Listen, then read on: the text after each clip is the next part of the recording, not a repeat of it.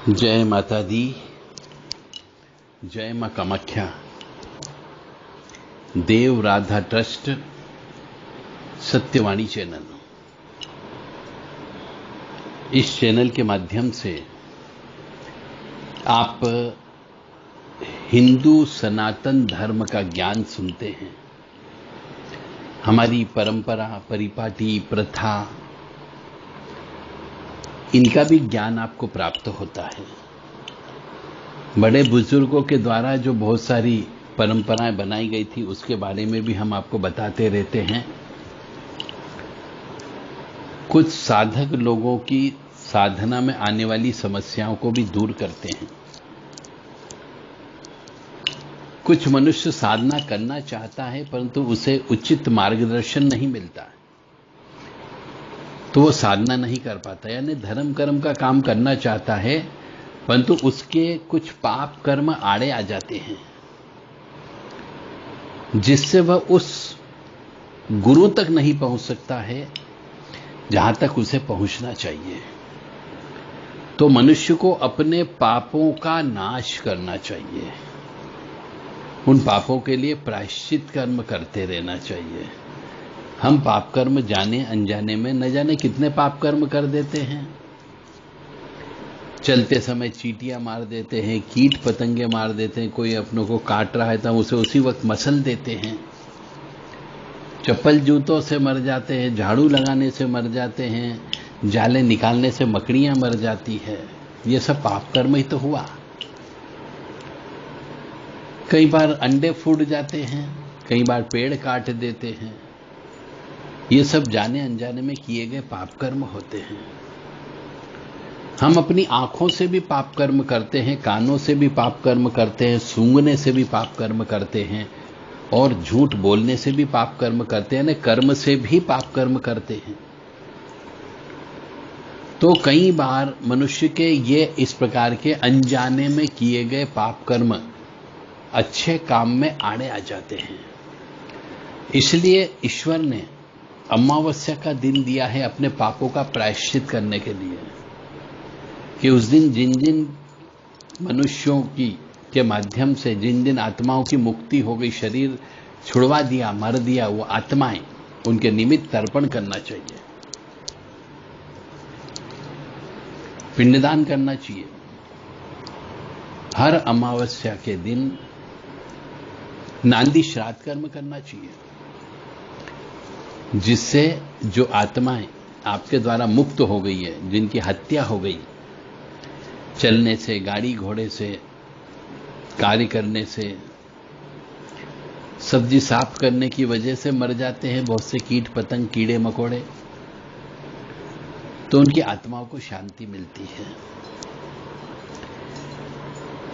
तो कोई व्यक्ति साधना करना चाहता है, परंतु वो इन पाप कर्मों के आड़े आने की वजह से वो गुरु तक नहीं पहुंच पाता है। तो आज हम आपके सामने एक ऐसी साधना के बारे में चर्चा करेंगे जो गुप्त साधना है। एक मनुष्य गृहस्थ है, विवाहित हो चुका है, बच्चे पैदा हो चुके हैं, परंतु उसके अंदर से बार बार अंतरात्मा से आवाज आती है कि मुझे मां कामाख्या की साधना करना है। उसके अंतरात्मा क्या, उसकी प्रबल इच्छा होती है कि मुझे मां कामाख्या की साधना करना है, परंतु कैसे करूं? मैं एक पारिवारिक इंसान हूं, उसके मन में यह प्रश्न आता है। तो क्या एक पारिवारिक इंसान मां कामाख्या की साधना कर सकता है? पहला प्रश्न। और पारिवारिक जिम्मेदारी भी है उसके ऊपर कि पत्नी को पालना है, बच्चे हो गए तो उनको भी पालना है, माता पिता साथ में रह रहे हैं तो उनको भी पालना है। गांव के बाहर जा नहीं सकता, किसी आश्रम में जाके रुक नहीं सकता, किसी महात्मा के साथ रह नहीं सकता। एक दो दिन तो साधना कर सकता है, 20 बच्चों को अपने परिवार में छोड़ करके आ सकता है, परंतु 21 दिन की साधना, 41 दिन की साधना, 90 दिन की साधना कैसे करे? और क्या गृहस्थ व्यक्ति मां कामाख्या की साधना कर सकता है? और क्या कोई व्यक्ति कामाख्या की साधना कर सकता है तो उसके लिए कौन सी योग्यता होनी चाहिए? तो क्या साधना कामाख्या की साधना कितने दिन में सिद्ध हो जाती है? तो ऐसे प्रश्न बहुत से जिज्ञासु नव आंगंतुक साधकों के मन में होते हैं कि क्या 41 दिन में साधना हो जाती है? क्या 41 दिन में मां भगवती प्रसन्न हो जाएगी? और प्रश्न सिंपल एक ही है कि मैं कामाख्या की साधना कर सकता हूं या नहीं कर सकता हूं, और कर सकता हूं तो कैसे कर सकता हूं, और साधना करने में कितना खर्च आता है। ये बहुत सारे प्रश्न हमारे पास आते रहते हैं। तो हम सिंपल सी बात है, पहले कोई भी पढ़ाई करते हैं तो पढ़ाई करने के पहले मनुष्य को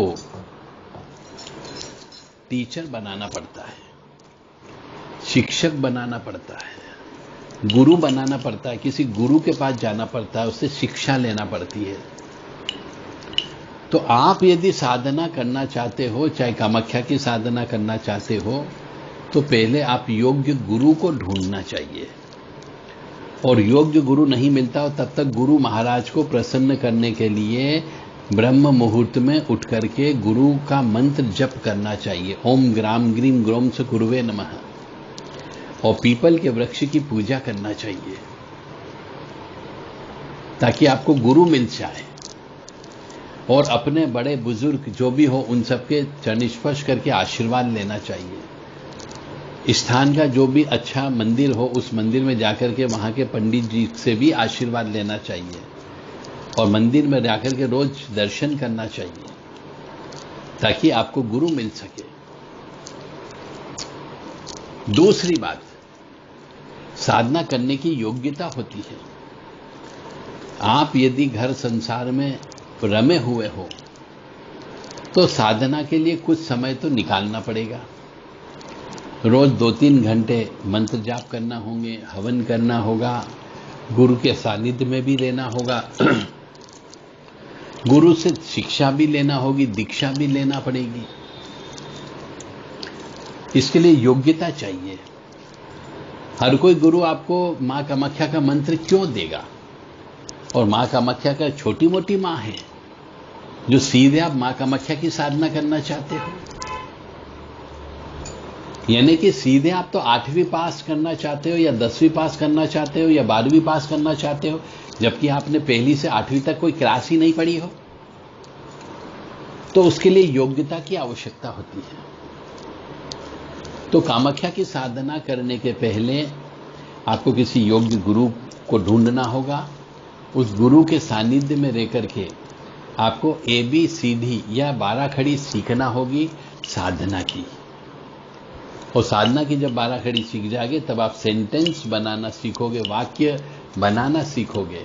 और जब वाक्य बनाना सीख जाओगे तब जाकर के आपकी आगे की पढ़ाई प्रारंभ होती है, अ आ इ ई।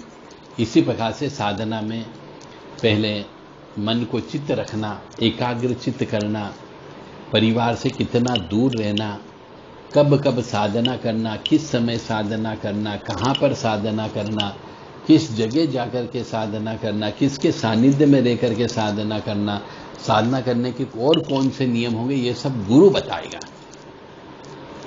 हम यदि यहां पे बता देंगे तो उसका कोई महत्व नहीं है। इसलिए जैसा गुरु होता है उस गुरु के नियम कानून के अनुसार आपको चलना होगा। और गुरु भी वही होगा जिसने मां कामाख्या भगवती की साधना कर रखी होगी, उसको सिद्ध कर रखा होगा। ऐसे तो कामाख्या धाम में चले जाओगे तो वहां पे आए दिन रोजाना 10-20-50 तांत्रिक लोग आते रहते हैं, गुरु लोग आते रहते हैं, बड़ी बड़ी दाढ़ी रहती, बड़े बड़े बाल रहते हैं, जटा रहती, बड़ी बड़ी माला पहन लेते हैं और वहां पे पूजन अर्चन करते हैं, हवन करते हैं। परंतु योग्य गुरु की बात चल रही है यहाँ पे। कोई गुरु आपको शमशान में ले जाएगा, शराब मिलाएगा, मांस खिलाएगा। तो योग्य गुरु होना चाहिए आपके लायक, जिसका आपके ग्रह नक्षत्रों से उसके ग्रह नक्षत्र मिलते हो।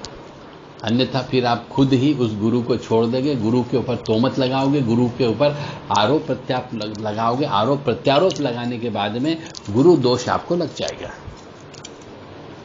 तो गुरु ढूंढा नहीं जाता है, गुरु आपके समय चक्र के अनुसार, आपकी बलवती इच्छा के अनुसार, आपके इष्ट देवता और कुल देवता और पितृ देवता ऑटोमेटिकली आपको गुरु से मिलवा देंगे। नहीं तो गुरु आपके सामने से आकर के चला जाएगा, पर आप पहचान ही नहीं पाओगे कि मेरे यही गुरु है।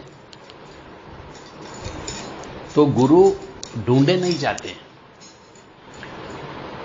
गुरु ऑटोमेटिकली एक क्षण में दिल दिमाग में आ जाते हैं, और गुरु के लिए अपने इष्ट देवता का बहुत बड़ा रोल होता है। तो पहले गुरु बनाइए, गुरु के सानिध्य में कुछ दिन रहिए, गुरु के आचार विचार व्यवहार को पहचानिए, और फिर उनसे निवेदन करिए कि मुझे कामाख्या मां की साधना करना है। यदि उन्हें लगेगा कि तुम योग्य हो, तो फिर वो आपको अपने तरीके से साधना देना प्रारंभ करेंगे। केवल ऐसे ही पूछने से काम नहीं चलेगा कि मैं साधना कर सकता हूं या नहीं कर सकता हूं, मैं गृहस्थ जीवन में हूं, मैं पत्नी बच्चे वाला व्यक्ति हूं, ज्यादा दिन इनसे दूर नहीं रह सकता हूं, कमाई भी करना पड़ती है, परिवार को भी पालना पड़ता है, मेरे माता पिता भी साथ में रहते हैं। तो साधना एक अलग नाव हो गई और पारिवारिक जीवन जीना अलग नाव हो गई। तो जो परिवार में है, जो पारिवारिक सुख भोग रहा है, उसे साधना नहीं करनी चाहिए, क्योंकि साधना करना एक तरीके से फुल टाइम जॉब है, और पारिवारिक जीवन जीना भी फुल टाइम जॉब है। आपको अपनी पत्नी के लिए भी समय देना पड़ेगा, बच्चे के लिए भी समय देना पड़ेगा, माता पिता के लिए भी समय देना पड़ेगा, और अपने स्वयं के लिए भी समय देना पड़ेगा। कमाई भी करना होगी, बीमारी दुखी में उनकी सेवा भी करना होगी। तो आप कैसे जप तप करोगे, कैसे साधना करोगे?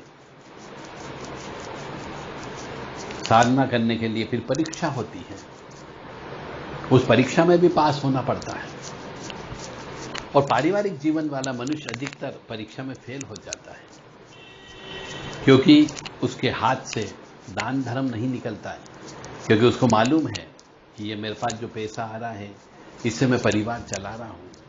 वो उसमें से 10% हिस्सा निकालने के लिए भी उसकी जान निकल जाती है। तो जब वो गुरु को अपनी मेहनत की कमाई का 10% हिस्सा नहीं दे सकता, तो गुरु उस शिष्य के ऊपर ध्यान कैसे देगा, और गुरु की शक्तियां भी उसके कैसे उसका सपोर्ट करेगी? क्योंकि जब तक किसी मनुष्य के पाप नहीं कटेंगे, पुण्य का उदय नहीं होता है। और पाप काटने के लिए हवन पूजन दान धर्म करना पड़ता है, और पाप काटने के लिए अनेक प्रकार का दान करना पड़ता है।